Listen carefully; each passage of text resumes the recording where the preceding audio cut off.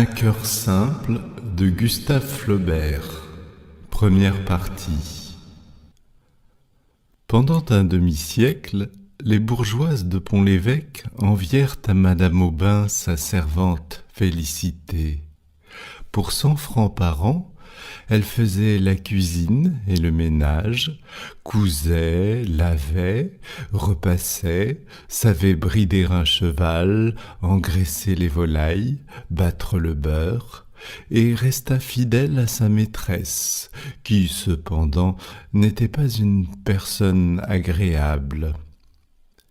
Elle avait épousé un beau garçon sans fortune, mort au commencement de 1809, en lui laissant 2 enfants très jeunes, avec une quantité de dettes. Alors, elle vendit ses immeubles, sauf la ferme de Touques et la ferme de Géfos, dont les rentes montaient à 5 000 francs tout au plus, et elle quitta sa maison de Saint-Mélène pour en habiter une autre moins dispendieuse, ayant appartenu à ses ancêtres et placée derrière les halles.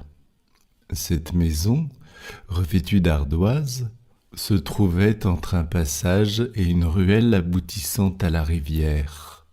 Elle avait intérieurement des différences de niveau qui faisaient trébucher. Un vestibule étroit séparait la cuisine de la salle où Madame Aubin se tenait tout le long du jour, assise près de la croisée dans un fauteuil de paille.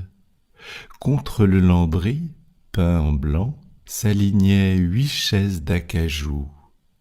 Un vieux piano supportait, sous un baromètre, un tas pyramidal de boîtes et de cartons.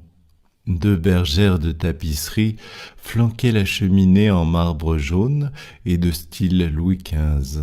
La pendule, au milieu, représentait un temple de Vesta, et tout l'appartement sentait un peu le moisi, car le plancher était plus bas que le jardin. Au premier étage, il y avait d'abord la chambre de Madame, très grande, tendue d'un papier à fleurs pâles et contenant le portrait de Monsieur en costume de muscadin. Elle communiquait avec une chambre plus petite, où l'on voyait 2 couchettes d'enfants sans matelas. Puis venait le salon, toujours fermé, et rempli de meubles recouverts d'un drap. Ensuite, un corridor menait à un cabinet d'études. Des livres et des paperasses garnissaient les rayons d'une bibliothèque, entourant de ses 3 côtés un large bureau de bois noir. Les 2 panneaux en retour disparaissaient sous des dessins à la plume, des paysages à la gouache et des gravures d'Audran, souvenirs d'un temps meilleur et d'un luxe évanoui. Une lucarne, au second étage, éclairait la chambre de Félicité, ayant vue sur les prairies. Elle se levait dès l'aube pour ne pas manquer la messe et travaillait jusqu'au soir, sans interruption. Puis, le dîner étant fini, la vaisselle en ordre et la porte bien close, elle enfouissait la bûche sous les cendres et s'endormait devant l'âtre, son rosaire à la main. Personne, dans les marchandages, ne montrait plus d'entêtement. Quant à la propreté, le poli de ses casseroles faisait le désespoir des autres servantes. Économe, elle mangeait avec lenteur et recueillait du doigt sur la table les miettes de son pain. Un pain de 12 livres cuit exprès pour elle et qui durait 20 jours. En toute saison, elle portait un mouchoir d'indienne, fixé dans le dos par une épingle, un bonnet lui cachant les cheveux, des bas gris, un jupon rouge, et par-dessus sa camisole, un tablier à bavette, comme les infirmières d'hôpital. Son visage était maigre, et sa voix aiguë. À 25 ans, on lui en donnait 40. Dès la cinquantaine, elle ne marqua plus aucun âge. Et toujours silencieuse, la taille droite et les gestes mesurés, semblait une femme en bois, fonctionnant d'une manière automatique. Deuxième partie. Elle avait eu, comme une autre, son histoire d'amour. Son père, un maçon, s'était tué en tombant d'un échafaudage. Puis sa mère mourut, ses sœurs se dispersèrent. Un fermier la recueillit et l'employa toute petite à garder les vaches dans la campagne. Elle grelottait sous des haillons, buvait à plat ventre l'eau des mares, à propos de rien était battue et finalement fut chassée pour un vol de 30 sols qu'elle n'avait pas commis. Elle entra dans une autre ferme, y devint fille de basse-cour, et, comme elle plaisait au patron, ses camarades la jalousaient. Un soir du mois d'août, elle avait alors 18 ans, ils l'entraînèrent à l'assemblée de Colleville. Tout de suite, elle fut étourdie, stupéfaite par le tapage des ménétriers, les lumières dans les arbres, la bigarrure des costumes, les dentelles, les croix d'or, cette masse de monde sautant à la fois. Elle se tenait à l'écart, modestement, quand un jeune homme d'apparence cossue et qui fumait sa pipe, les deux coudes sur le timon d'un banneau, vint l'inviter à la danse. Il lui paya du cidre, du café, de la galette, un foulard, et, s'imaginant qu'elle le devinait, offrit de la reconduire. Au bord d'un champ d'avoine, il la renversa brutalement. Elle eut peur et se mit à crier. Il s'éloigna. Un autre soir, sur la route de Beaumont, elle voulut dépasser un grand chariot de foin qui avançait lentement, et en frôlant les roues, elle reconnut Théodore. Il l'aborda d'un air tranquille, disant qu'il fallait tout pardonner puisque c'était la faute de la boisson. Elle ne sut que répondre et avait envie de s'enfuir. Aussitôt, il parla des récoltes et des notables de la commune, car son père avait abandonné Colleville pour la ferme des Échos, de sorte que maintenant ils se trouvaient voisins. « Ah !» dit-elle. Il ajouta qu'on désirait l'établir. Du reste, il n'était pas pressé et attendait une femme à son goût. Elle baissa la tête. Alors, il lui demanda si elle pensait au mariage. Elle reprit en souriant que c'était mal de se moquer. « Mais non, je vous jure !» Et du bras gauche, il lui entoura la taille. Elle marchait soutenue par son étreinte. Ils se ralentirent. Le vent était mou, les étoiles brillaient. L'énorme charretée de foin oscillait devant eux, et les 4 chevaux, entraînant leurs pas, soulevaient de la poussière. Puis, sans commandement, ils tournèrent à droite. Il l'embrassa encore une fois. Elle disparut dans l'ombre. Théodore, la semaine suivante, en obtint des rendez-vous. Ils se rencontraient au fond des cours, derrière un mur, sous un arbre isolé. Elle n'était pas innocente, à la manière des demoiselles. Les animaux l'avaient instruite. Mais la raison et l'instinct de l'honneur l'empêchèrent de faillir. Cette résistance exaspéra l'amour de Théodore, si bien que pour le satisfaire, ou naïvement peut-être, il proposa de l'épouser. Elle hésitait à le croire. Il fit de grands serments. Bientôt, il avoua quelque chose de fâcheux. Ses parents, l'année dernière, lui avaient acheté un homme, mais d'un jour à l'autre, on pourrait le reprendre. L'idée de servir l'effrayait. Cette couardise fut pour Félicité une preuve de tendresse. La sienne en redoubla. Elle s'échappait la nuit, et parvenue au rendez-vous, Théodore la torturait avec ses inquiétudes et ses instances. Enfin, il annonça qu'il irait lui-même à la préfecture prendre des informations et les apporterait dimanche prochain entre 11h et minuit. Le moment arrivé, elle courut vers l'amoureux. À sa place, elle trouva un de ses amis et lui apprit qu'elle ne devait plus le revoir. Pour se garantir de la conscription, Théodore avait épousé une vieille femme très riche, Madame Le Housset de Touques. Ce fut un chagrin désordonné. Elle se jeta par terre, poussa des cris, appela le bon Dieu et gémit toute seule dans la campagne jusqu'au soleil levant. Puis elle revint à la ferme, déclara son intention d'en partir, et au bout du mois, ayant reçu ses comptes, elle enferma tout son petit bagage dans un mouchoir et se rendit à Pont-l'Évêque. Devant l'auberge, elle questionna une bourgeoise en capeline de veuve et qui, précisément, cherchait une cuisinière.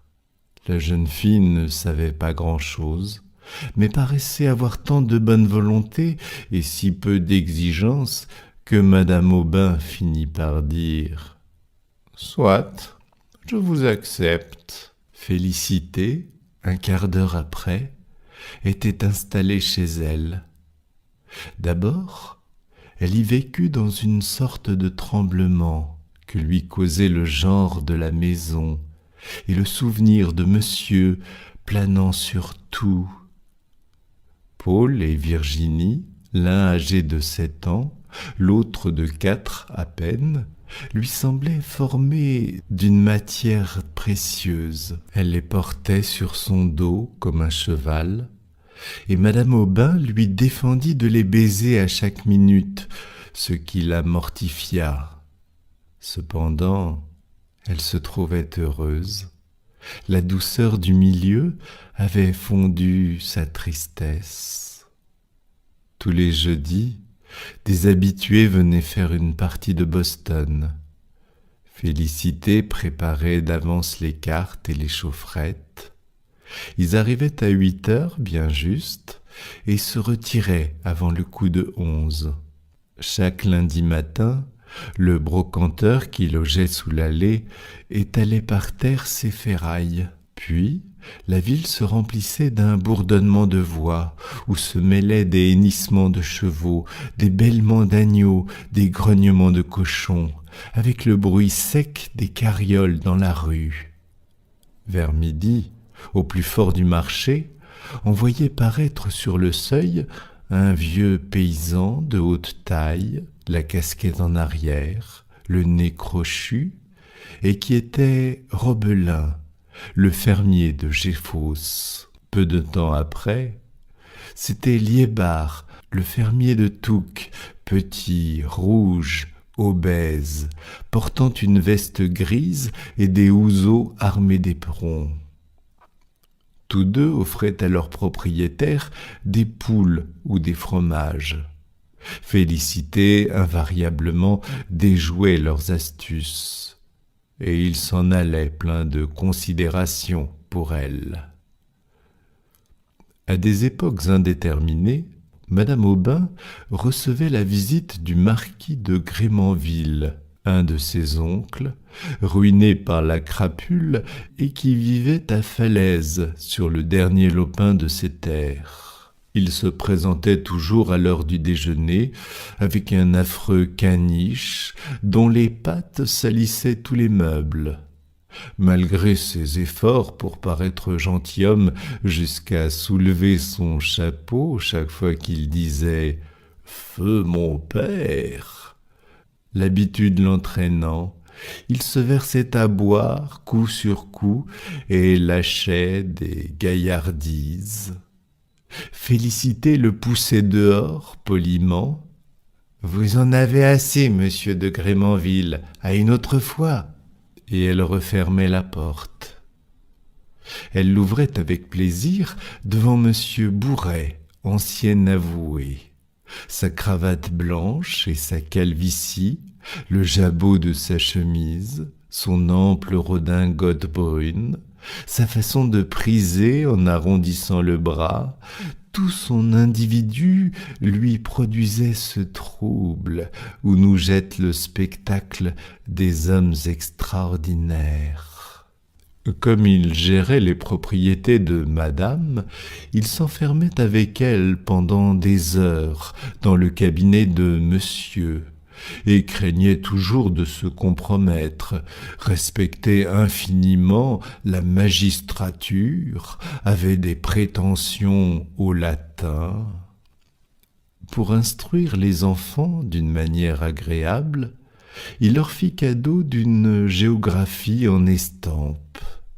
Elle représentait différentes scènes du monde, des anthropophages coiffés de plumes, un singe enlevant une demoiselle, des bédouins dans le désert, une baleine qu'on harponnait, etc. Paul donna l'explication de ces gravures à Félicité. Ce fut même toute son éducation littéraire. Celle des enfants était faite par Guyot, un pauvre diable employé à la mairie, fameux pour sa belle main et qui repassait son canif sur sa botte. Quand le temps était clair, on s'en allait de bonne heure à la ferme de Géfausse. La cour est en pente, la maison dans le milieu et la mer, au loin, apparaît comme une tache grise.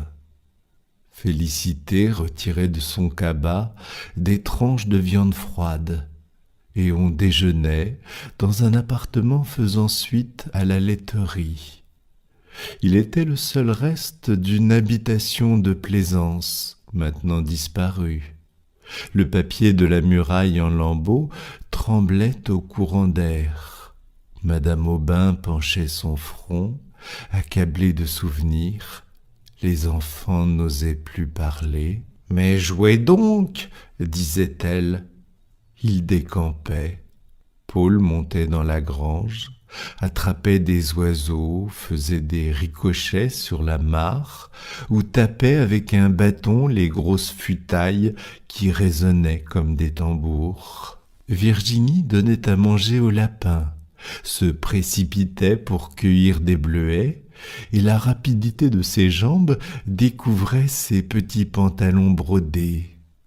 Un soir d'automne, on s'en retourna par les herbages. La lune, à son premier quartier, éclairait une partie du ciel, et un brouillard flottait comme une écharpe sur les sinuosités de la touque. Des bœufs, étendus au milieu du gazon, regardaient tranquillement ces 4 personnes passer. Dans la 3e pâture, quelques-uns se levèrent, puis se mirent en rond devant elle. « Ne craignez rien, dit Félicité. » Et, murmurant une sorte de complainte, elle flatta sur l'échine celui qui se trouvait le plus près. Il fit volte-face, les autres l'imitèrent. Mais, quand l'herbage suivant fut traversé, un beuglement formidable s'éleva. C'était un taureau que cachait le brouillard. Il avança vers les 2 femmes. Madame Aubin alla courir. « Non, non, moins vite !» Elle pressait le pas cependant et entendait par derrière un souffle sonore qui se rapprochait. Ses sabots, comme des marteaux, battaient l'herbe de la prairie. Voilà qu'il galopait maintenant. Félicité se retourna et elle arrachait à 2 mains des plaques de terre qu'elle lui jetait dans les yeux. Il baissait le mufle, secouait les cornes et tremblait de fureur en beuglant horriblement. Madame Aubin, au bout de l'herbage avec ses 2 petits, cherchait éperdue comment franchir le haut bord. Félicité reculait toujours devant le taureau et continuellement lançait des mottes de gazon qui l'aveuglaient, tandis qu'elle criait Dépêchez-vous! Dépêchez-vous! Madame Aubin descendit le fossé, poussa Virginie, Paul ensuite, tomba plusieurs fois en tâchant de gravir le talus, et à force de courage, y parvint. Le taureau avait acculé Félicité contre une claire-voie. Sa bave lui rejaillissait à la figure. Une seconde de plus, il l'éventrait. Elle eut le temps de se couler entre deux barreaux, et la grosse bête, toute surprise, s'arrêta. Cet événement, pendant bien des années, fut un sujet de conversation à Pont-l'Évêque. Félicité n'en tira aucun orgueil, ne se doutant même pas qu'elle eût rien fait d'héroïque. Virginie l'occupait exclusivement, car elle eut à la suite de son effroi une affection nerveuse, et M. Poupart, le docteur, conseilla les bains de mer de Trouville. Dans ce temps-là, ils n'étaient pas fréquentés. Madame Aubin prit des renseignements, consulta Bouret, fit des préparatifs comme pour un long voyage. Ses colis partirent la veille dans la charrette de Liébar. Le lendemain, il amena 2 chevaux, dont un avait une selle de femme, muni d'un dossier de velours, et sur la croupe du second, un manteau roulé formait une manière de siège. Madame Aubin y monta derrière lui. Félicité se chargea de Virginie, et Paul enfourcha l'âne de M. Le Chapetois, prêté sous la condition d'en avoir grand soin. La route était si mauvaise que ces 8 kilomètres exigèrent 2 heures. Les chevaux enfonçaient jusqu'au pâturon dans la boue et faisaient pour en sortir de brusques mouvements des hanches. Ou bien ils butaient contre les ornières. D'autres fois, il leur fallait sauter. La jument de Liébar, à de certains endroits, s'arrêtait tout à coup. Il attendait patiemment qu'elle se remît en marche, et il parlait des personnes dont les propriétés bordaient la route, ajoutant à leur histoire des réflexions morales.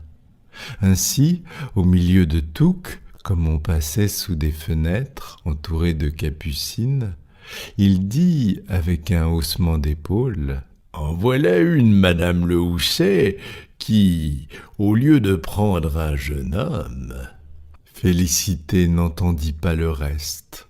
Les chevaux trottaient, l'âne galopait.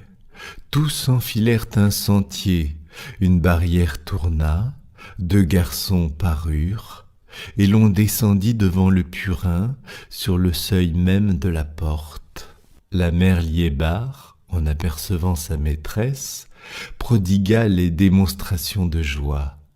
Elle lui servit un déjeuner où il y avait un aloyau, des tripes, du boudin, une fricassée de poulet, du cidre mousseux, une tarte aux compotes et des prunes à l'eau-de-vie, accompagnant le tout de politesse à madame qui paraissait en meilleure santé, à mademoiselle devenue magnifique, à monsieur Paul singulièrement forci, sans oublier leurs grands-parents défunts que les Liébar avaient connus, étant au service de la famille depuis plusieurs générations. La ferme avait, comme eux, un caractère d'ancienneté.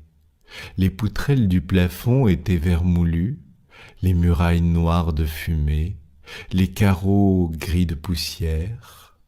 Un dressoir en chêne supportait toutes sortes d'ustensiles, des brocs, des assiettes, des écuelles d'étain, des pièges à loups, des forces pour les moutons.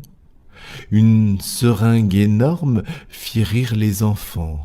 Pas un arbre des 3 cours qui n'eût des champignons à sa base, ou dans ses rameaux une touffe de gui. Le vent en avait jeté bas plusieurs. Il avait repris par le milieu, et tous fléchissaient sous la quantité de leurs pommes.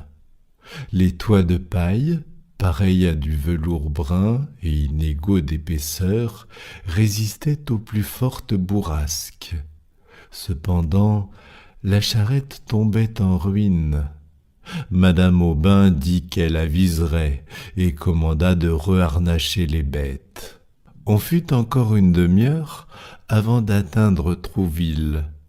La petite caravane mit pied à terre pour passer les écors. C'était une falaise surplombant des bateaux. Et 3 minutes plus tard, au bout du quai, on entra dans la cour de l'Agneau d'Or, chez la mère David. Virginie, dès les premiers jours, se sentit moins faible, résultat du changement d'air et de l'action des bains. Elle les prenait en chemise, à défaut de costume, et sa bonne la rhabillait dans une cabane de douanier qui servait aux baigneurs. L'après-midi, on s'en allait avec l'âne au-delà des roches noires, du côté d'Enqueville. Le sentier, d'abord, montait entre des terrains vallonnés comme la pelouse d'un parc, puis arrivait sur un plateau où alternaient des pâturages et des champs en labour. À la lisière du chemin, dans le fouillis des ronces, des houx se dressaient. Çà et là, un grand arbre mort faisait sur l'air bleu des zigzags avec ses branches. Presque toujours, on se reposait dans un pré, ayant Deauville à gauche, Le Havre à droite, et en face, la pleine mer. Elle était brillante de soleil, lisse comme un miroir, tellement douce qu'on entendait à peine son murmure. Des moineaux cachés pépiaient, et la voûte immense du ciel recouvrait tout cela. Madame Aubin, assise, travaillait à son ouvrage de couture. Virginie, près d'elle, tressait des joncs. Félicité sarclait des fleurs de lavande. Paul, qui s'ennuyait, voulait partir. D'autres fois, ayant passé la Touques en bateau, il cherchait des coquilles. La marée basse laissait à découvert des oursins, des godefishs, des méduses, et les enfants couraient pour saisir des flocons d'écume que le vent emportait. Les flots endormis, en tombant sur le sable, se déroulaient le long de la grève. Elle s'étendait à perte de vue, mais du côté de la terre avait pour limite les dunes la séparant du marais, large prairie en forme d'hippodrome. Quand il revenait par là, Trouville, au fond sur la pente du coteau, à chaque pas grandissait, et avec toutes ces maisons inégales, semblait s'épanouir dans un désordre gai. Les jours qu'il faisait trop chaud, ils ne sortaient pas de leur chambre. L'éblouissante clarté du dehors plaquait des barres de lumière entre les lames des jalousies. Aucun bruit dans le village. En bas, sur le trottoir, personne. Ce silence épandu augmentait la tranquillité des choses. Au loin, les marteaux des calfats tamponnaient des carènes, et une brise lourde apportait la senteur du goudron. Le principal divertissement était le retour des barques. Dès qu'elles avaient dépassé les balises, elles commençaient à louvoyer. Leurs voiles descendaient aux 2/3 des mâts, et la misaine gonflée comme un ballon, elles avançaient, glissaient dans le clapotement des vagues jusqu'au milieu du port, où l'ancre tout à coup tombait. Ensuite, le bateau se plaçait contre le quai. Les matelots jetaient par-dessus le bordage des poissons palpitants. Une file de charrettes les attendait, et des femmes en bonnet de coton s'élançaient pour prendre les corbeilles et embrasser leurs hommes. Une d'elles, un jour, aborda Félicité, qui peu de temps après entra dans la chambre, toute joyeuse. Elle avait retrouvé une sœur, et Nastasie Barrette, femme Leroux, apparut, tenant un nourrisson à sa poitrine, de la main droite un autre enfant, et à sa gauche un petit mousse, les poings sur les hanches et le béret sur l'oreille. Au bout d'un quart d'heure, Madame Aubin la congédia. On les rencontrait toujours aux abords de la cuisine ou dans les promenades que l'on faisait. Le mari ne se montrait pas. Félicité se prit d'affection pour eux. Elle leur acheta une couverture, des chemises, un fourneau. Évidemment, ils l'exploitaient.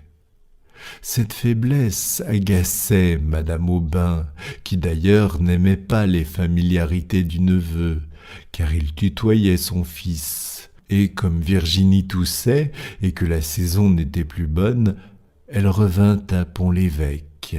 Monsieur Bourret l'éclaira sur le choix d'un collège.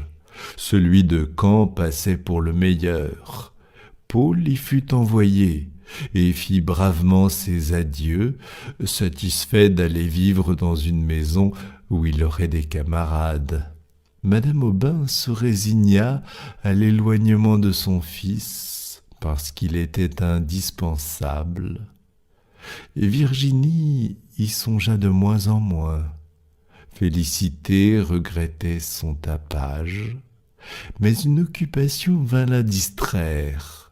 À partir de Noël, elle mena tous les jours la petite fille au catéchisme. 3e partie. Quand elle avait fait à la porte une génuflexion, elle s'avançait sous la haute nef, entre la double ligne des chaises, ouvrait le banc de Madame Aubin, s'asseyait et promenait ses yeux autour d'elle. Les garçons à droite, les filles à gauche, emplissaient les stalles du chœur. Le curé se tenait debout près du lutrin. Sur un vitrail de l'abside, le Saint-Esprit dominait la Vierge. Un autre la montrait à genoux devant l'enfant Jésus, et derrière le tabernacle, un groupe en bois représentait Saint-Michel terrassant le dragon. Le prêtre fit d'abord un abrégé de l'histoire sainte. Elle croyait voir le paradis, le déluge, la tour de Babel, des villes toutes en flammes, des peuples qui mouraient, des idoles renversées. Et elle garda de cet éblouissement le respect du Très-Haut et la crainte de sa colère. Puis elle pleura en écoutant la Passion.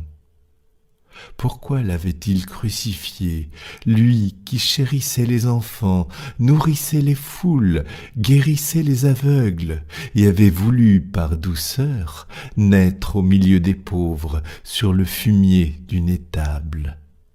Les semailles, les moissons, les pressoirs, toutes ces choses familières dont parle l'Évangile se trouvaient dans sa vie.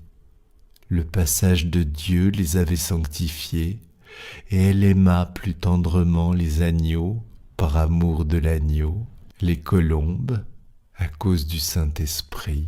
Elle avait peine à imaginer sa personne, car il n'était pas seulement oiseau, mais encore un feu et d'autres fois un souffle.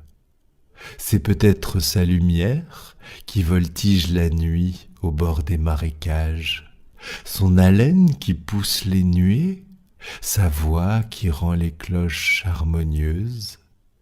Et elle demeurait dans une adoration, jouissant de la fraîcheur des murs et de la tranquillité de l'église.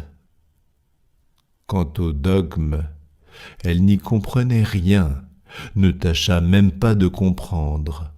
Le curé discourait, les enfants récitaient, elle finissait par s'endormir et se réveillait tout à coup quand ils faisaient en s'en allant claquer leurs sabots sur les dalles. Ce fut de cette manière, à force de l'entendre, qu'elle apprit le catéchisme, son éducation religieuse ayant été négligée dans sa jeunesse. et dès lors elle imita toutes les pratiques de Virginie, jeûnait comme elle, se confessait avec elle. À la fête-Dieu, elles firent ensemble un reposoir. La première communion la tourmentait d'avance. Elle s'agita pour les souliers, pour le chapelet, pour le livre, pour les gants. Avec quel tremblement elle aida sa mère à l'habiller.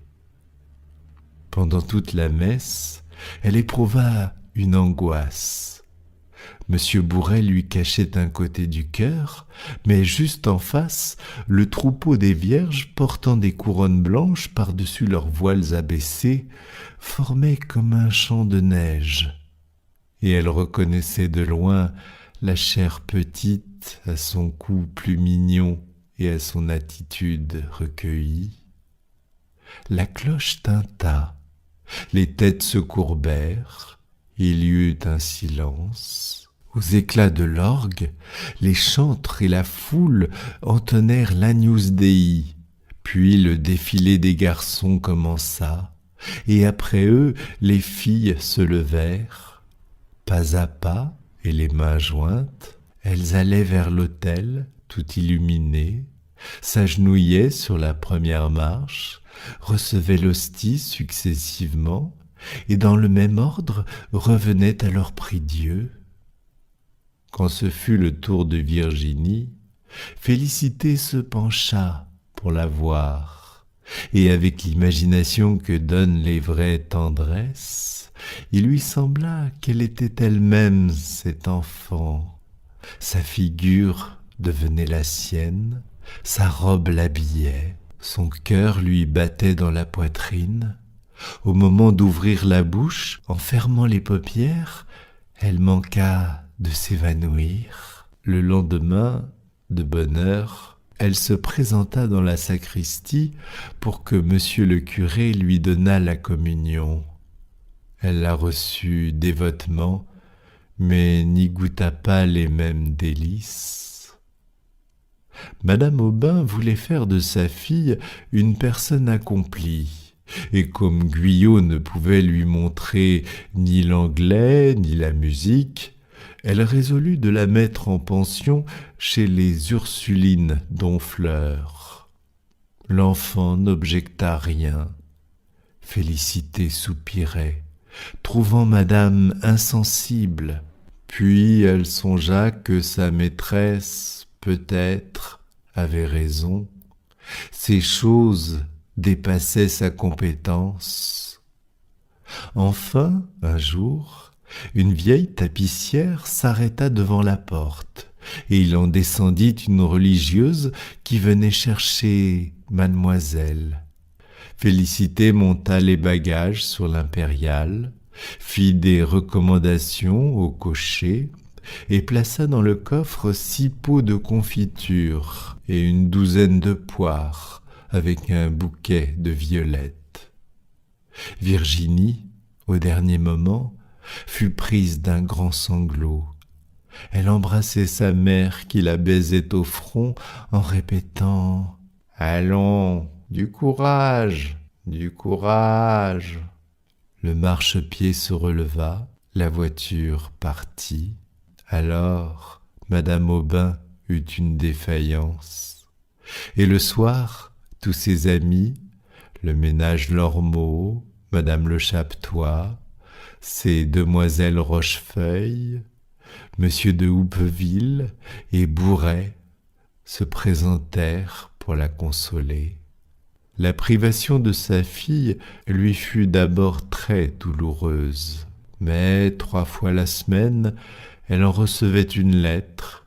Les autres jours, lui écrivait, se promenait dans son jardin, lisait un peu, et de cette façon comblait le vide des heures. Le matin, par habitude, Félicité entrait dans la chambre de Virginie et regardait les murailles. Elle s'ennuyait de n'avoir plus à peigner ses cheveux, à lui lasser ses bottines, à la border dans son lit, et de ne plus voir continuellement sa gentille figure, de ne plus la tenir par la main quand elles sortaient ensemble. Dans son désœuvrement, elle essaya de faire de la dentelle.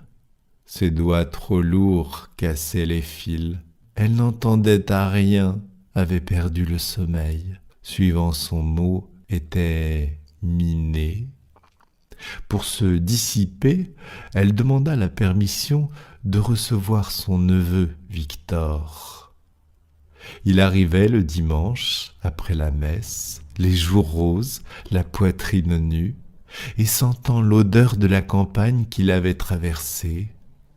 Tout de suite, elle dressait son couvert. Ils déjeunaient l'un en face de l'autre, et, mangeant elle-même le moins possible pour épargner la dépense, elle le bourrait tellement de nourriture qu'il finissait par s'endormir. Au premier coup des vêpres, elle le réveillait, brossait son pantalon, nouait sa cravate et se rendait à l'église, appuyée sur son bras dans un orgueil maternel.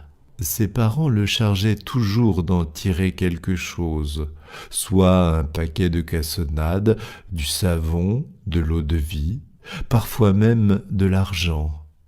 Il apportait ses nids par accommodé, et elle acceptait cette besogne, heureuse d'une occasion qui le forçait à revenir. Au mois d'août, son père l'emmena au cabotage. C'était l'époque des vacances. L'arrivée des enfants la consola, mais Paul devenait capricieux, et Virginie n'avait plus l'âge d'être tutoyée, ce qui mettait une gêne, une barrière entre elles. Victor alla successivement à Morlaix, à Dunkerque et à Brighton.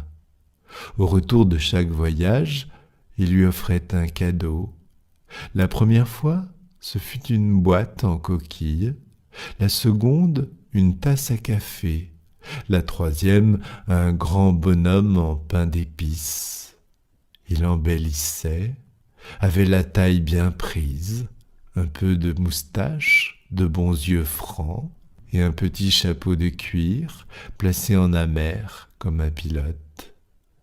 Il l'amusait en lui racontant des histoires mêlées de termes marins. Un lundi, 14 juillet 1819, elle n'oublia pas la date. Victor annonça qu'il était engagé au long cours, et dans la nuit du surlendemain, par le paquebot de Honfleur, irait rejoindre sa goélette qui devait démarrer du Havre prochainement. Il serait peut-être 2 ans parti. La perspective d'une telle absence désola Félicité, et pour lui dire encore adieu, le mercredi soir, après le dîner de madame, elle chaussa des galoches et avala les 4 lieues qui séparent Pont-l'Évêque de Honfleur. Quand elle fut devant le calvaire, au lieu de prendre à gauche, elle prit à droite, se perdit dans des chantiers, revint sur ses pas. Des gens qu'elle accosta l'engagèrent à se hâter.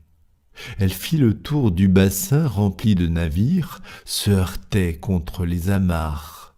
Puis le terrain s'abaissa, des lumières s'entrecroisèrent, et elle se crut folle en apercevant des chevaux dans le ciel. Au bord du quai, d'autres hennissaient, effrayés par la mer. Un palan qui les enlevait les descendait dans un bateau, où des voyageurs se bousculaient entre les barriques de cidre, les paniers de fromage, les sacs de grains.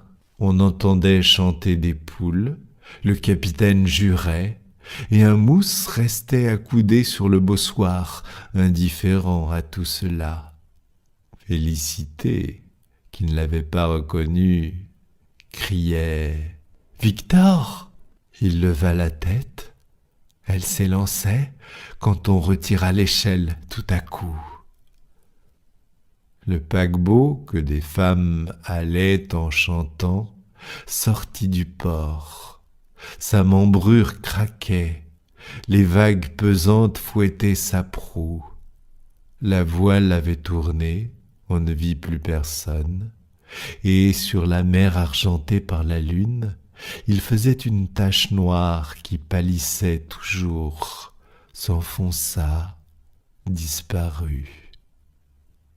Félicité, en passant près du calvaire, voulut recommander à Dieu ce qu'elle chérissait le plus, et elle pria pendant longtemps, debout, la face baignée de pleurs, les yeux vers les nuages. La ville dormait, des douaniers se promenaient, et de l'eau tombait sans discontinuer par les trous de l'écluse avec un bruit de torrent. 2 heures sonnèrent. Le parloir n'ouvrirait pas avant le jour.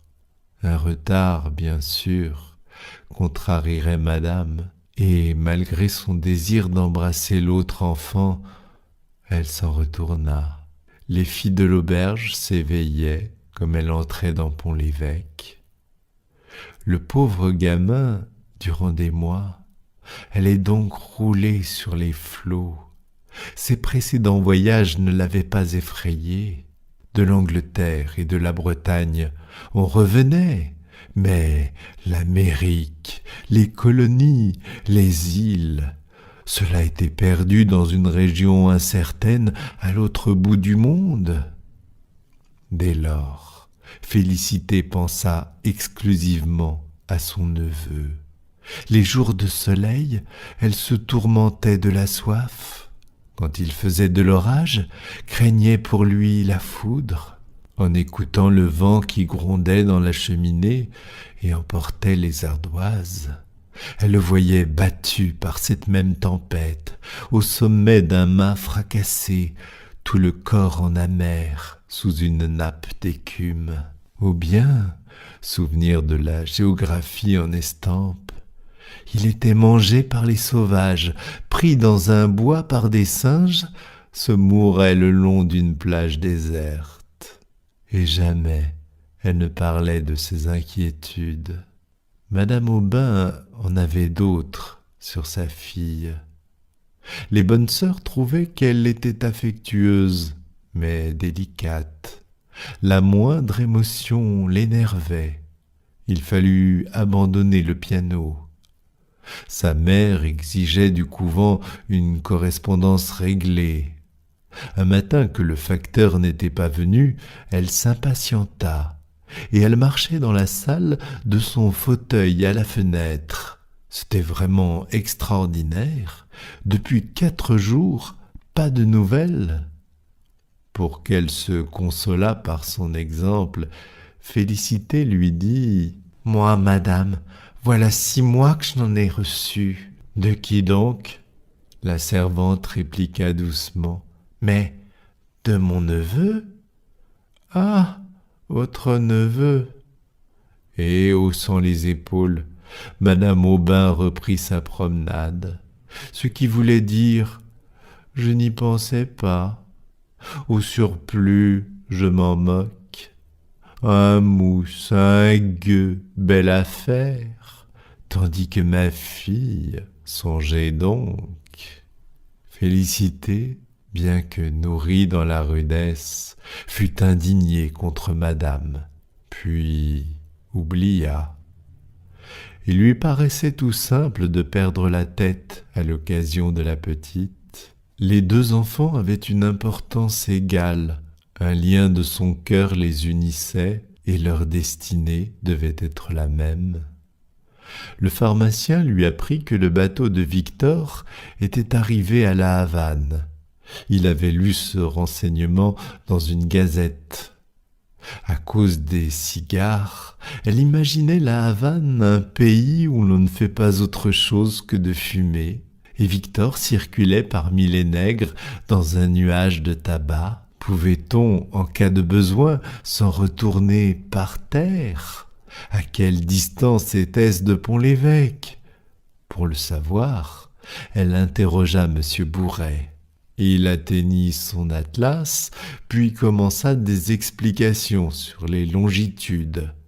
Il avait un beau sourire de cuistre devant l'ahurissement de Félicité. Enfin, avec son porte-crayon, Il indiqua, dans les découpures d'une tache ovale, un point noir, imperceptible, en ajoutant « Voici ». Elle se pencha sur la carte. Ce réseau de lignes coloriées fatiguait sa vue sans lui rien apprendre. Et Bouret, l'invitant à dire ce qui l'embarrassait, elle le pria de lui montrer la maison où demeurait Victor. Bouret leva les bras, il éternua, rit énormément. Une candeur pareille excitait sa joie, et Félicité n'en comprenait pas le motif. Elle qui s'attendait peut-être à voir jusqu'au portrait de son neveu, tant son intelligence était bornée. Ce fut 15 jours après que Liébard, à l'heure du marché, comme d'habitude, entra dans la cuisine et lui remit une lettre qu'envoyait son beau-frère. Ne sachant lire aucun des deux, elle eut recours à sa maîtresse. Madame Aubin, qui comptait les mailles d'un tricot, le posa près d'elle, décacheta la lettre, tressaillit, et, d'une voix basse, avec un regard profond, « C'est un malheur qu'on vous annonce. Votre neveu, il était mort. » On n'en disait pas davantage. Félicité tomba sur une chaise, en s'appuyant la tête à la cloison, et ferma ses paupières, qui devinrent roses tout à coup. Puis, le front baissé, les mains pendantes, l'œil fixe, elle répétait par intervalles « Pauvre petit gars, pauvre petit gars !» Liébard la considérait en exhalant des soupirs. Madame Aubin tremblait un peu. Elle lui proposa d'aller voir sa sœur à Trouville. Félicité répondit par un geste qu'elle n'en avait pas besoin. Il y eut un silence. Le bonhomme Liébard jugea convenable de se retirer. Alors elle dit « Ça ne leur fait rien à eux ». Sa tête retomba, et machinalement elle soulevait de temps à autre les longues aiguilles sur la table à ouvrage. Des femmes passèrent dans la cour avec un bard d'où dégouttelait du linge. En les apercevant par les carreaux, elle se rappela sa lessive. L'ayant coulée la veille, il fallait aujourd'hui la rincer, et elle sortit de l'appartement. Sa planche et son tonneau étaient au bord de la touque.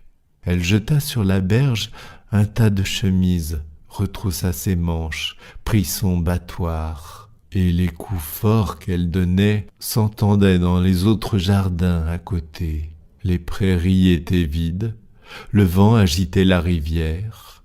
Au fond, de grandes herbes s'y penchaient comme des chevelures de cadavres flottant dans l'eau. Elle retenait sa douleur. Jusqu'au soir fut très brave. Mais, dans sa chambre, elle s'y abandonna, à plat ventre sur son matelas, le visage dans l'oreiller et les deux poings contre les tempes. Beaucoup plus tard, par le capitaine de Victor lui-même, elle connut les circonstances de sa fin. On l'avait trop saigné à l'hôpital pour la fièvre jaune. 4 médecins le tenaient à la fois. Il était mort immédiatement et le chef avait dit « Bon, encore un ». Ses parents l'avaient toujours traité avec barbarie. Elle aima mieux ne pas les revoir et ne firent aucune avance par oubli ou endurcissement des misérables. Virginie s'affaiblissait. Des oppressions, de la toux, une fièvre continuelle et des marbrures aux pommettes décelaient quelque affection profonde. Monsieur Poupart avait conseillé un séjour en Provence. Madame Aubin s'y décida et eut tout de suite repris sa fille à la maison sans le climat de Pont-l'Évêque.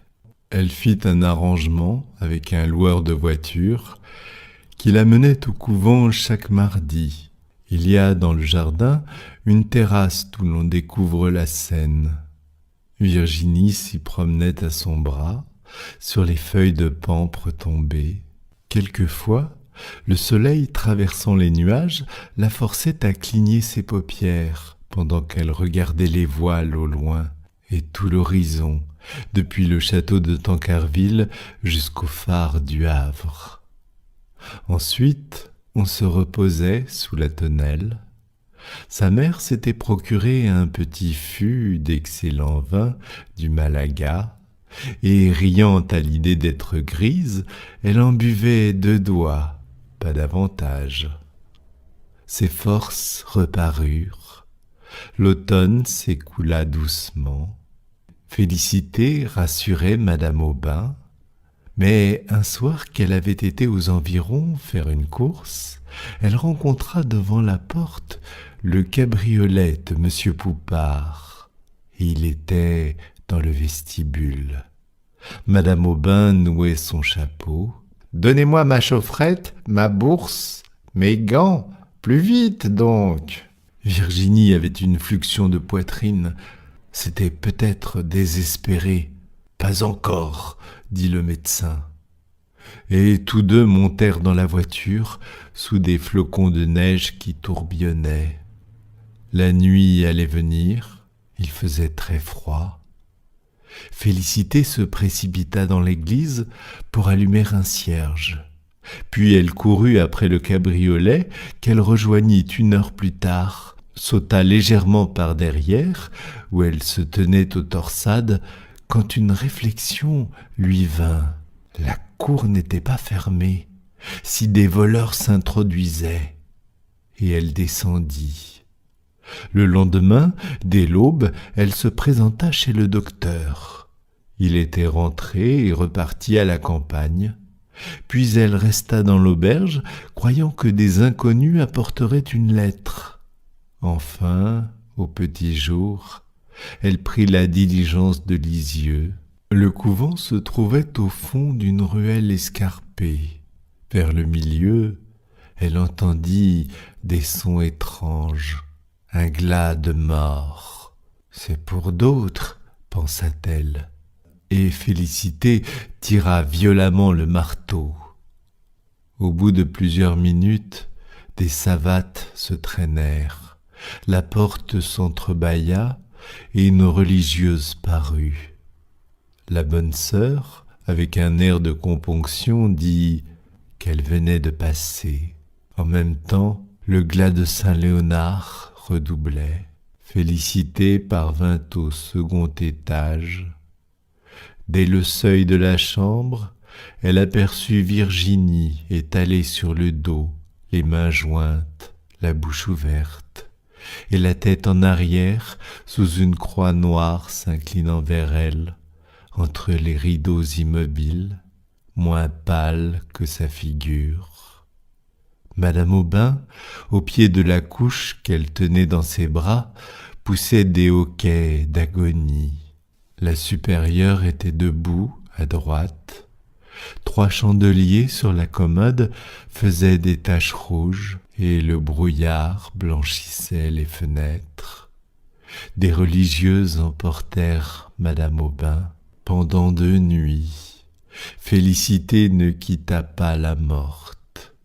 Elle répétait les mêmes prières, jetait de l'eau bénite sur les draps, revenait s'asseoir et la contemplait. À la fin de la première veille, elle remarqua que la figure avait jauni, les lèvres bleuirent, le nez se pinçait, les yeux s'enfonçaient. Elle les baisa plusieurs fois, et n'eût pas éprouvé un immense étonnement si Virginie les eût rouverts.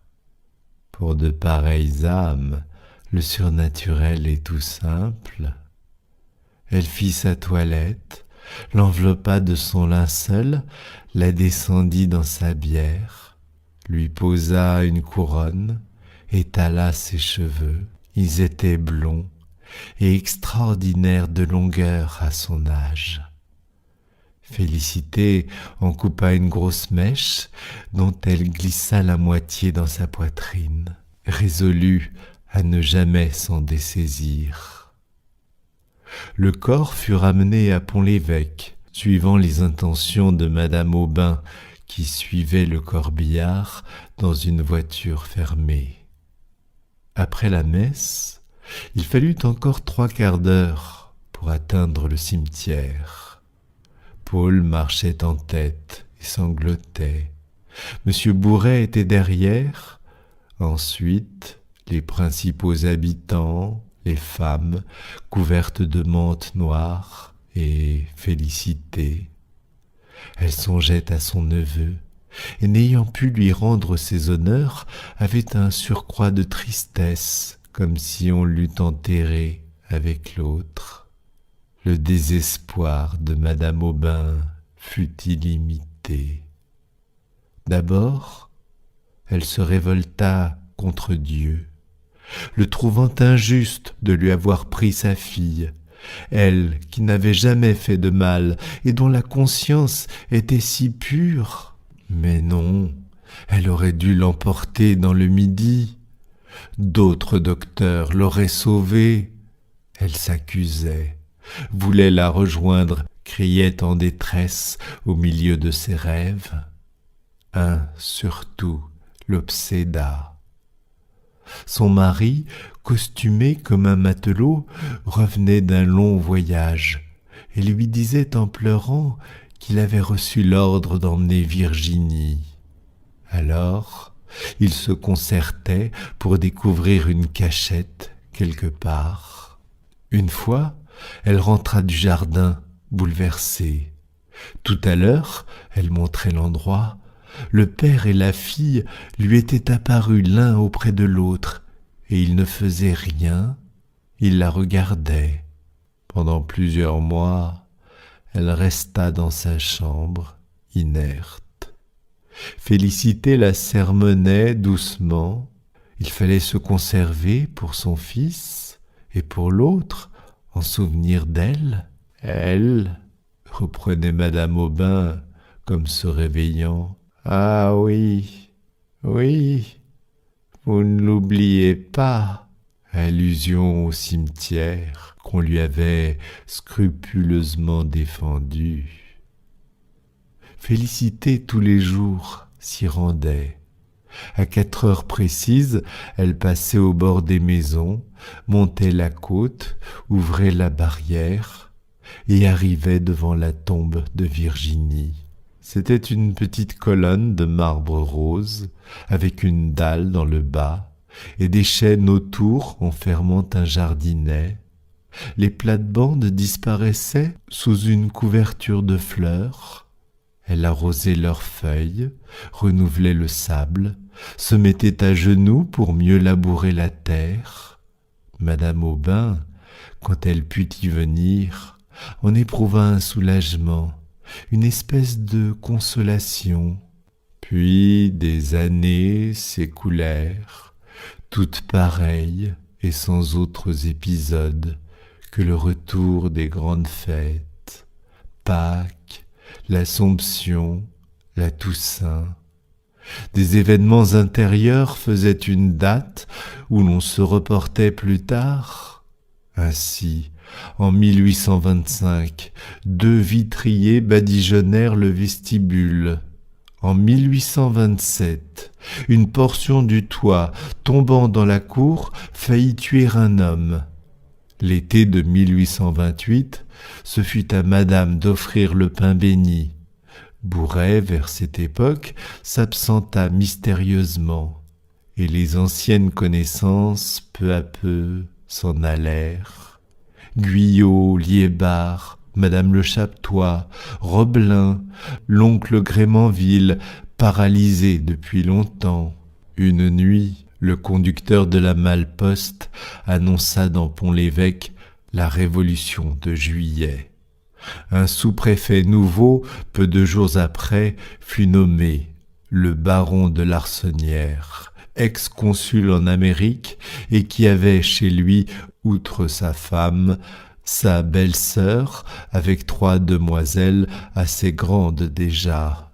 On les apercevait sur leur gazon, habillées de blouses flottantes. Elles possédaient un nègre et un perroquet. Madame Aubin eut leur visite et ne manqua pas de la rendre. Du plus loin qu'elle paraissait, Félicité accourait pour la prévenir. Mais une chose était seule capable de l'émouvoir, les lettres de son fils. Il ne pouvait suivre aucune carrière, étant absorbé dans les estaminets. Elle lui payait ses dettes, il en refaisait d'autres, et les soupirs que poussait Madame Aubin en tricotant près de la fenêtre arrivaient à Félicité qui tournait son rouet dans la cuisine.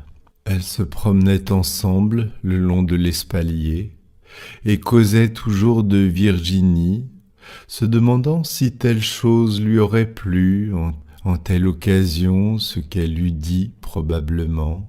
Toutes ces petites affaires occupaient un placard dans la chambre à 2 lits. Madame Aubin les inspectait le moins souvent possible. Un jour d'été, elle se résigna, et des papillons s'envolèrent de l'armoire. Ses robes étaient en ligne sous une planche, où il y avait 3 poupées, des cerceaux, un ménage, la cuvette qui lui servait. Elles retirèrent également les jupons, les bas, les mouchoirs, et les étendirent sur les 2 couches avant de les replier. Le soleil éclairait ces pauvres objets, en faisait voir les taches et des plis formés par les mouvements du corps. L'air était chaud et bleu, un merle gazouillait, tout semblait vivre dans une douceur profonde. Elles retrouvèrent un petit chapeau de peluche à longs poils, couleur marron, mais il était tout mangé de vermine. Félicité le réclama pour elle-même. Leurs yeux se fixèrent l'une sur l'autre, s'emplirent de larmes. Enfin, la maîtresse ouvrit ses bras, la servante s'y jeta, et elles s'étreignirent, satisfaisant leur douleur dans un baiser qui les égalisait. C'était la première fois de leur vie, Madame Aubin n'étant pas d'une nature expansive. Félicité lui en fut reconnaissante comme d'un bienfait, et désormais la chérit avec un dévouement bestial et une vénération religieuse. La bonté de son cœur se développa. Quand elle entendait dans la rue les tambours d'un régiment en marche, elle se mettait devant la porte avec une cruche de cidre et offrait à boire aux soldats. Elle soigna des colériques, elle protégeait les Polonais, et même il y en eut un qui déclarait la vouloir épouser. Mais ils se fâchèrent, car un matin, en rentrant de l'Angélus, elle le trouva dans sa cuisine, où il s'était introduit et accommodé une vinaigrette qu'il mangeait tranquillement. Après les Polonais, ce fut le père Colmiche, un vieillard passant pour avoir fait des horreurs en 93. Il vivait au bord de la rivière, dans les décombres d'une porcherie. Les gamins le regardaient par les fentes du mur et lui jetaient des cailloux qui tombaient sur son grabat, où il gisait continuellement, secoué par un catarrhe, avec des cheveux très longs, les paupières enflammées, et au bras une tumeur plus grosse que sa tête. Elle lui procura du linge, tâcha de nettoyer son bouge, rêva à l'établir dans le fournil sans qu'il gênât madame. Quand le cancer eut crevé, elle le pensa tous les jours. Quelquefois lui apportait de la galette, le plaçait au soleil sur une botte de paille. Et le pauvre vieux, en bavant et en tremblant, la remerciait de sa voix éteinte, craignait de la perdre, allongeait les mains dès qu'il la voyait s'éloigner. Il mourut, elle fit dire une messe pour le repos de son âme. Ce jour-là, il lui advint un grand bonheur. Au moment du dîner, le nègre de madame de Larsonnière se présenta, tenant le perroquet dans sa cage avec le bâton, la chaîne et le cadenas. Un billet de la baronne annonçait à madame Aubin que, son mari étant élevé à une préfecture, il partait le soir, et elle la priait d'accepter cet oiseau comme un souvenir et en témoignage de ses respects. Il occupait depuis longtemps l'imagination de Félicité, car il venait d'Amérique, et ce mot lui rappelait Victor, si bien qu'elle s'en informait auprès du nègre. Une fois même, elle avait dit « C'est madame qui serait heureuse de la voir ». Le nègre avait redit le propos à sa maîtresse, qui, ne pouvant l'emmener, s'en débarrassait de cette façon. Quatrième partie. Il s'appelait Loulou. Son corps était vert, le bout de ses ailes rose, son front bleu et sa gorge dorée. Mais il avait la fatigante manie de mordre son bâton, s'arrachait les plumes, éparpillait ses ordures, répandait l'eau de sa baignoire. Madame Aubin, qui l'ennuyait, le donna pour toujours à Félicité. Elle entreprit de l'instruire. Bientôt il répéta « Charmant garçon, serviteur, monsieur, je vous salue, Marie !» Il était placé auprès de la porte, et plusieurs s'étonnaient qu'il ne répondît pas au nom de Jacot, puisque tous les perroquets s'appellent Jacot. On le comparait à une dinde, à une bûche, autant de coups de poignard pour Félicité. Étrange obstination de Loulou, ne parlant plus du moment qu'on le regardait. Néanmoins, il recherchait la compagnie, car le dimanche, pendant que ces demoiselles Rochefeuille, monsieur de Houppeville et de nouveaux habitués, Onfroy, l'apothicaire, monsieur Varin et le capitaine Mathieu faisaient leur partie de cartes, il cognait les vitres avec ses ailes et se démenait si furieusement qu'il était impossible de s'entendre. La figure de Bouret, sans doute, lui paraissait très drôle. Dès qu'il l'apercevait, il commençait à rire de toutes ses forces. Les éclats de sa voix bondissaient dans la cour, l'écho les répétait, les voisins se mettaient à leurs fenêtres, riaient aussi. Et pour n'être pas vu du perroquet, M. Bouret se coulait le long du mur, en dissimulant son profil avec son chapeau, atteignait la rivière, puis entrait par la porte du jardin, et les regards qu'il envoyait à l'oiseau manquaient de tendresse. Loulou avait reçu du garçon boucher une chiquenaude, s'étant permis d'enfoncer la tête dans sa corbeille. Et depuis lors, il tâchait toujours de le pincer à travers sa chemise. Fabu menaçait de lui tordre le cou, bien qu'il ne fût pas cruel, malgré le tatouage de ses bras et ses gros favoris. Au contraire, il avait plutôt du penchant pour le perroquet, jusqu'à vouloir, par humeur joviale, lui apprendre des jurons. Félicité, que ses manières effrayaient, le plaça dans la cuisine. Sa chaînette fut retirée et il circulait par la maison. Quand il descendait l'escalier, il appuyait sur les marches la courbe de son bec, levait la patte droite, puis la gauche, et elle avait peur qu'une telle gymnastique ne lui causât des étourdissements. Il devint malade, ne pouvant plus parler ni manger. C'était sous sa langue une épaisseur comme en ont les poules quelquefois. Elle le guérit en arrachant cette pellicule avec ses ongles.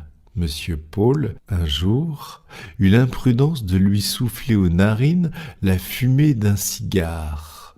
Une autre fois que madame Lormeau l'agaçait du bout de son ombrelle, il en happa la virole. Enfin, il se perdit. Elle l'avait posé sur l'herbe pour le rafraîchir, s'absenta une minute, et quand elle revint, plus de perroquet. D'abord, elle le chercha dans les buissons, au bord de l'eau et sur les toits, sans écouter sa maîtresse qui lui criait « Prenez donc garde, vous êtes folle !» Ensuite, elle inspecta tous les jardins de Pont-l'Évêque et elle arrêtait les passants. « Vous n'auriez pas vu quelquefois par hasard mon perroquet ?» À ceux qui ne connaissaient pas le perroquet, elle en faisait la description. Tout à coup, elle crut distinguer derrière les moulins, au bas de la côte, une chose verte qui voltigeait. Mais au haut de la côte, rien. Un porte-balle lui affirma qu'il l'avait rencontrée tout à l'heure à Sainte-Mélène, dans la boutique de la mère Simon. Elle y courut. On ne savait pas ce qu'elle voulait dire.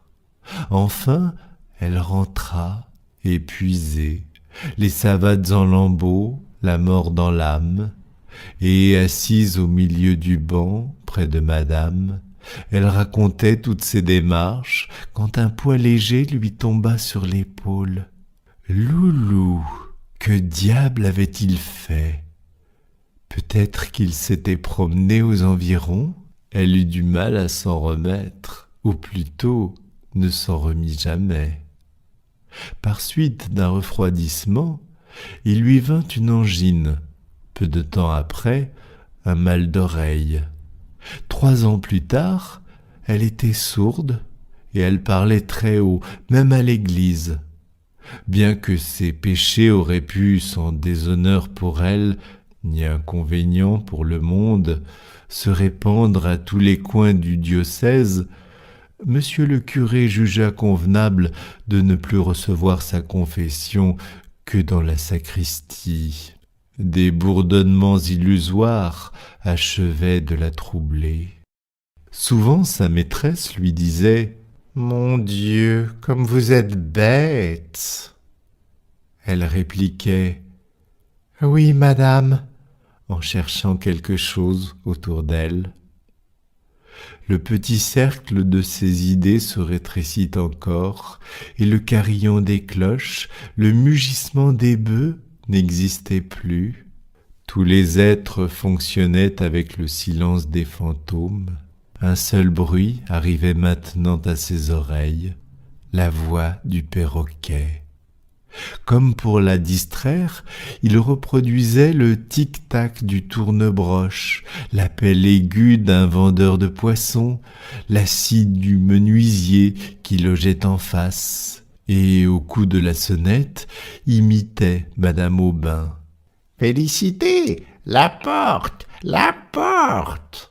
Ils avaient des dialogues, lui débitant à satiété les 3 phrases de son répertoire, et elle y répondant par des mots sans plus de suite, mais où son cœur s'épanchait.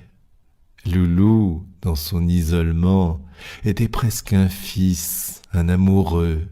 Il escaladait ses doigts, mordillait ses lèvres, se cramponnait à son fichu, et comme elle penchait son front, en branlant la tête à la manière des nourrices, les grandes ailes du bonnet et les ailes de l'oiseau frémissaient ensemble. Quand des nuages s'amoncelaient et que le tonnerre grondait, il poussait des cris, se rappelant peut-être les ondées de ses forêts natales.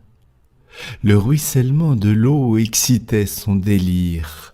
Il voltait éperdu, montait au plafond, renversait tout et par la fenêtre allait barboter dans le jardin, mais revenait vite sur un des chênaies et, sautillant pour sécher ses plumes, montrait tantôt sa queue, tantôt son bec. Un matin du terrible hiver de 1837, qu'elle avait mis devant la cheminée à cause du froid, elle le trouva mort au milieu de sa cage, la tête en bas et les ongles dans les fils de fer. Une congestion l'avait tué, sans doute. Elle crut à un empoisonnement par le persil, et malgré l'absence de toute preuve, ses soupçons portèrent sur Fabu. Elle pleura tellement que sa maîtresse lui dit « Eh bien, faites-le empailler !»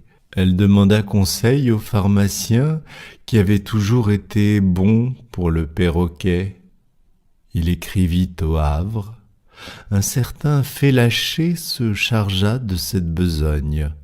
Mais comme la diligence égarait parfois les colis, elle résolut de le porter elle-même jusqu'à Honfleur. Les pommiers sans feuilles se succédaient au bord de la route. De la glace couvrait les fossés. Des chiens aboyaient autour des fermes, et les mains sous son mantelet, avec ses petits sabots noirs et son cabas, elle marchait prestement sur le milieu du pavé. Elle traversa la forêt, dépassa le haut chêne, atteignit Saint-Gatien. Derrière elle, dans un nuage de poussière et emportée par la descente, une malle-poste au grand galop se précipitait comme une trombe. En voyant cette femme qui ne se dérangeait pas, le conducteur se dressa par-dessus la capote et le postillon criait aussi, pendant que ses 4 chevaux, qu'il ne pouvait retenir, accéléraient leur train. Les 2 premiers la frôlaient. D'une secousse de ses guides, il les jeta dans le débord, mais, furieux, releva le bras et à pleine volée, avec son grand fouet, lui cingla du ventre au chignon un tel coup qu'elle tomba sur le dos. Son premier geste, quand elle reprit connaissance, fut d'ouvrir son panier. Loulou n'avait rien, heureusement. Elle sentit une brûlure à la joue droite, ses mains qu'elle y porta étaient rouges.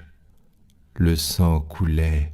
Elle s'assit sur un mètre de cailloux, se tamponna le visage avec son mouchoir, puis elle mangea une croûte de pain mise dans son panier par précaution et se consolait de sa blessure en regardant l'oiseau. Arrivée au sommet d'Ecmoville, elle aperçut les lumières de Honfleur qui scintillaient dans la nuit comme une quantité d'étoiles. La mer, plus loin, s'étalait confusément. Alors, une faiblesse l'arrêta, et la misère de son enfance, la déception du premier amour, le départ de son neveu, la mort de Virginie, comme les flots d'une marée, revinrent à la fois et, lui montant à la gorge, l'étouffaient. Puis, elle voulut parler au capitaine du bateau et, sans dire ce qu'elle envoyait, lui fit des recommandations. Félaché garda longtemps le perroquet. Il le promettait toujours pour la semaine prochaine. Au bout de 6 mois, il annonça le départ d'une caisse, et il n'en fut plus question. C'était à croire que jamais Loulou ne reviendrait. Ils me l'auront volé, pensait-elle. Enfin, il arriva, et splendide, droit sur une branche d'arbre qui se vissait dans un socle d'acajou, une patte en l'air, la tête oblique et mordant une noix, que l'empailleur, par amour du grandiose, avait doré. Elle l'enferma dans sa chambre. Cet endroit, où elle admettait peu de monde, avait l'air tout à la fois d'une chapelle et d'un bazar, tant il contenait d'objets religieux et de choses hétéroclites. Une grande armoire gênait pour ouvrir la porte.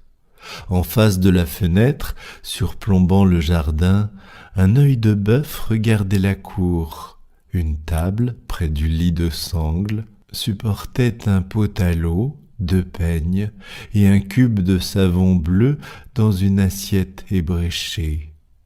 On voyait contre les murs des chapelets, des médailles, plusieurs bonnes vierges, un bénitier en noix de coco. Sur la commode, couverte d'un drap comme un autel, la boîte en coquillage que lui avait donnée Victor. Puis un arrosoir et un ballon, des cahiers d'écriture, la géographie en estampe, une paire de bottines, et au clou du miroir, accroché par ses rubans, le petit chapeau de peluche. Félicité poussait même ce genre de respect si loin qu'elle conservait une des redingotes de monsieur. Toutes les vieilleries dont ne voulait plus Madame Aubin, elle les prenait pour sa chambre. C'est ainsi qu'il y avait des fleurs artificielles au bord de la commode et le portrait du comte d'Artois dans l'enfoncement de la lucarne.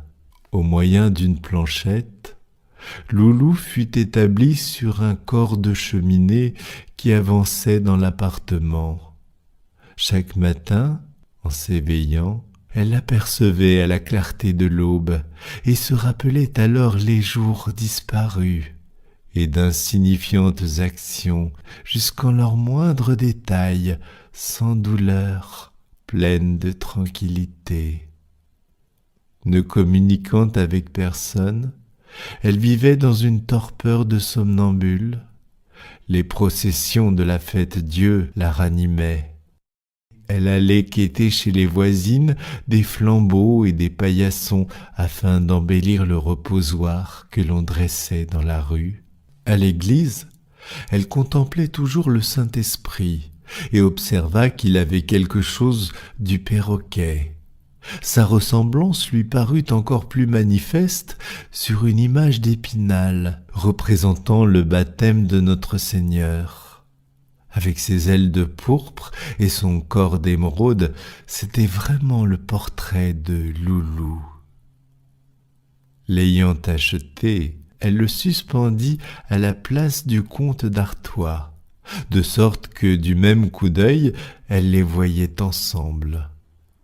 Ils s'associèrent dans sa pensée, le perroquet se trouvant sanctifié par ce rapport avec le Saint-Esprit qui devenait plus vivant à ses yeux et intelligible.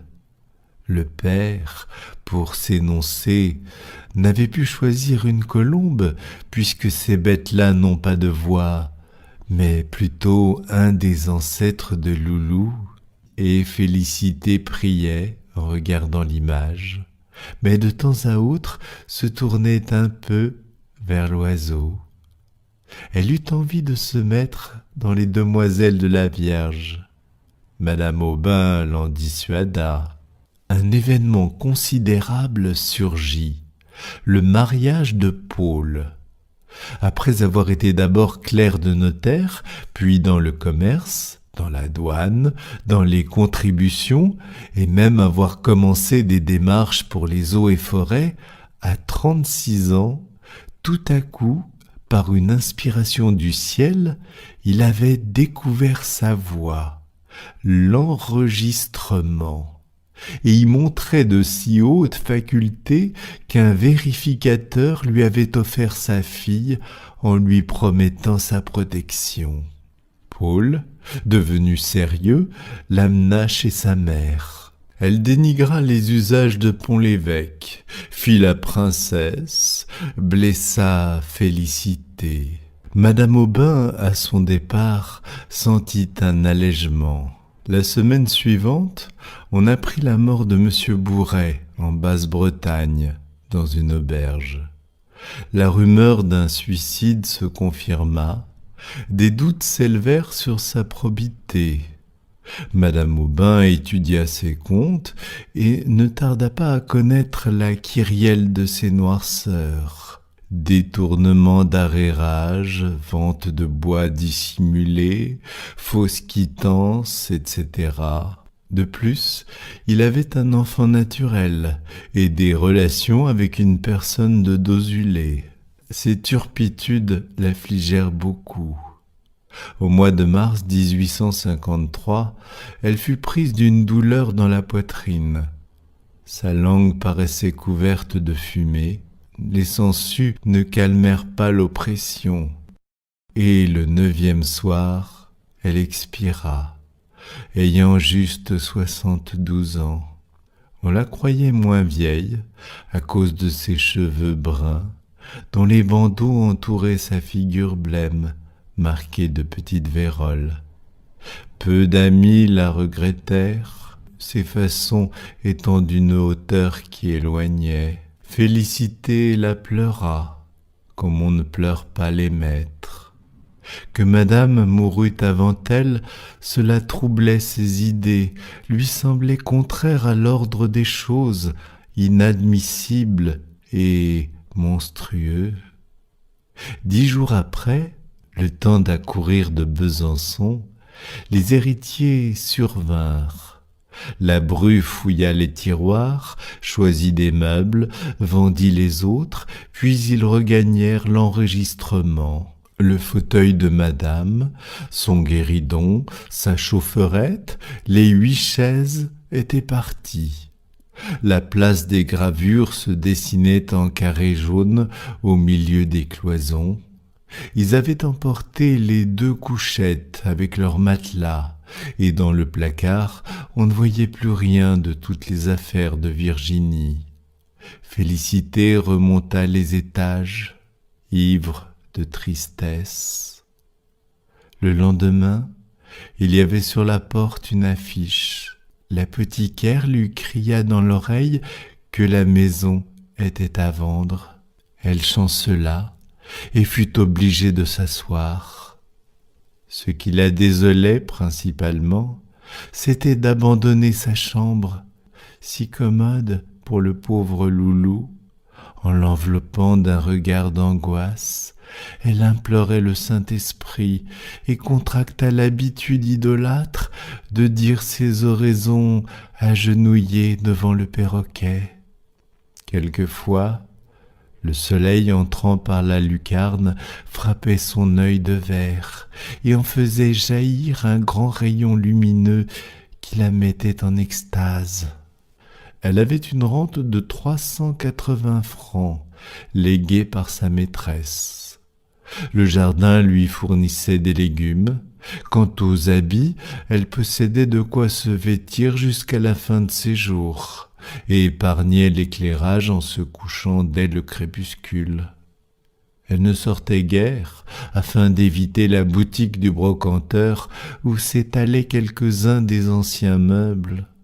Depuis son étourdissement, elle traînait une jambe, et ses forces diminuant, la mère Simon, ruinée dans l'épicerie, venait tous les matins fendre son bois et pomper de l'eau.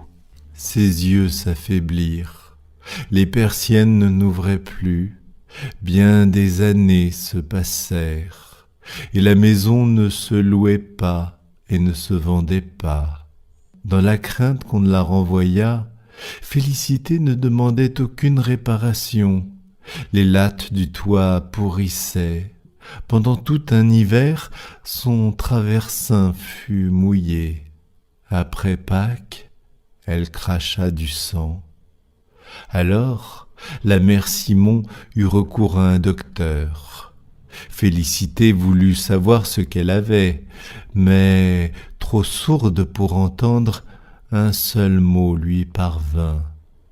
Pneumonie. Il lui était connu, et elle répliqua doucement. Ah, comme madame, trouvant naturel de suivre sa maîtresse. Le moment des reposoirs approchait. Le premier était toujours au bas de la côte, le second devant la poste, le troisième vers le milieu de la rue. Il y eut des rivalités à propos de celui-là, et les paroissiennes choisirent finalement la cour de Madame Aubin. Les oppressions et la fièvre augmentaient. Félicité se chagrinait de ne rien faire pour le reposoir. Au moins, si elle avait pu y mettre quelque chose. Alors, elle songea au perroquet. Ce n'était pas convenable, objectèrent les voisines, mais le curé accorda cette permission. Elle en fut tellement heureuse qu'elle le pria d'accepter, quand elle serait morte, Loulou, sa seule richesse. Du mardi au samedi, veille de la fête-Dieu, elle toussa plus fréquemment. Le soir, son visage était grippé, ses lèvres se collaient à ses gencives, des vomissements parurent. Et le lendemain, au petit jour, se sentant très bas, elle fit appeler un prêtre. 3 bonnes femmes l'entouraient pendant l'extrême onction. Puis, elle déclara qu'elle avait besoin de parler à Fabu. Il arriva en toilette des dimanches, mal à son aise dans cette atmosphère lugubre. « Pardonnez-moi, dit-elle avec un effort pour étendre le bras. Je croyais que c'était vous qui l'aviez tué. » Que signifiaient des potins pareils? L'avoir soupçonné d'un meurtre, un homme comme lui? Et il s'indignait, allait faire du tapage. Elle n'a plus sa tête, vous voyez bien. Félicité, de temps à autre, parlait à des ombres. Les bonnes femmes s'éloignèrent. La Simone déjeuna. Un peu plus tard, elle prit Loulou et, l'approchant de Félicité, « Allons, dites-lui adieu. » Bien qu'il ne fût pas un cadavre, les vers le dévoraient. Une de ses ailes était cassée, les toupes lui sortaient du ventre, mais, aveugle à présent, elle le baisa au front et le gardait contre sa joue. La Simone le reprit pour le mettre sur le reposoir. 5e partie. Les herbages envoyaient l'odeur de l'été, des mouches bourdonnaient, le soleil faisait luire la rivière, chauffait les ardoises. La mère Simon, revenue dans la chambre, s'endormait doucement. Des coups de cloche la réveillèrent, on sortait des vêpres. Le délire de Félicité tomba.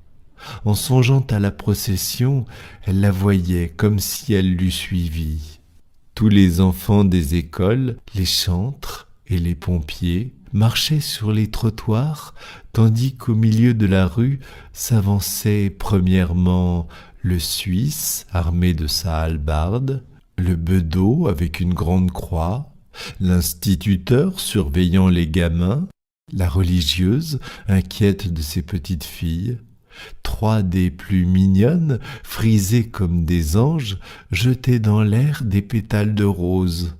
Le diacre, les bras écartés, modérait la musique, et 2 encenseurs se retournaient à chaque pas vers le Saint-Sacrement que portait, sous un dais de velours ponceau, tenu par 4 fabriciens, Monsieur le curé dans sa belle chasuble. Un flot de monde se poussait derrière, entre les nappes blanches couvrant le mur des maisons, et l'on arriva au bas de la côte. Une sueur froide mouillait les tempes de Félicité. La Simone l'épongeait avec un linge en se disant qu'un jour il lui faudrait passer par là. Le murmure de la foule grossit, fut un moment très fort, s'éloignait. Une fusillade ébranla les carreaux. C'étaient les postillons saluant l'ostensoir.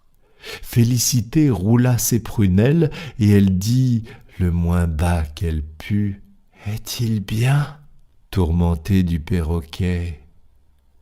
Son agonie commença. Un râle de plus en plus précipité lui soulevait les côtes. Des bouillons d'écume venaient au coin de sa bouche et tout son corps tremblait.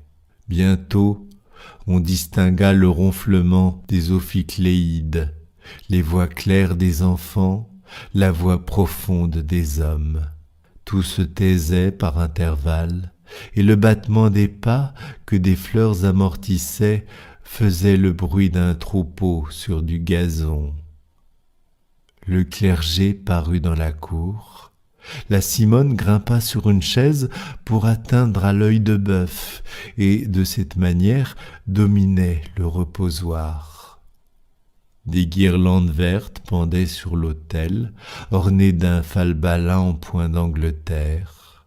Il y avait au milieu un petit cadre enfermant des reliques, 2 orangers dans les angles, et tout le long des flambeaux d'argent et des vases en porcelaine, d'où s'élançaient des tournesols, des lys, des pivoines, des digitales, des touffes d'hortensia.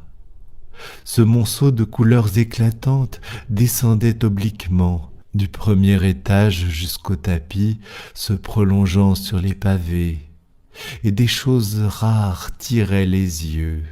Un sucrier de vermeil avait une couronne de violettes, des pendeloques en pierre d'Alençon brillaient sur de la mousse.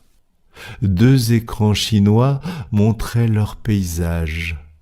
Loulou, caché sous des roses, ne laissait voir que son front bleu, pareil à une plaque de lapis. Les fabriciens, les chantres, les enfants se rangèrent sur les 3 côtés de la cour. Le prêtre gravit lentement les marches et posa sur la dentelle son grand soleil d'or qui rayonnait. Tous s'agenouillèrent. Il se fit un grand silence, et les encensoirs, allant à pleine volée, glissaient sur leurs chaînettes. Une vapeur d'azur monta dans la chambre de Félicité. Elle avança les narines en la humant avec une sensualité mystique, puis ferma les paupières. Ses lèvres souriaient.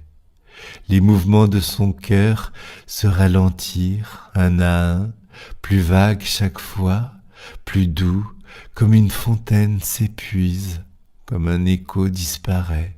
Et, quand elle exhala son dernier souffle, elle crut voir, dans les cieux entr'ouverts, un perroquet gigantesque planant au-dessus de sa tête.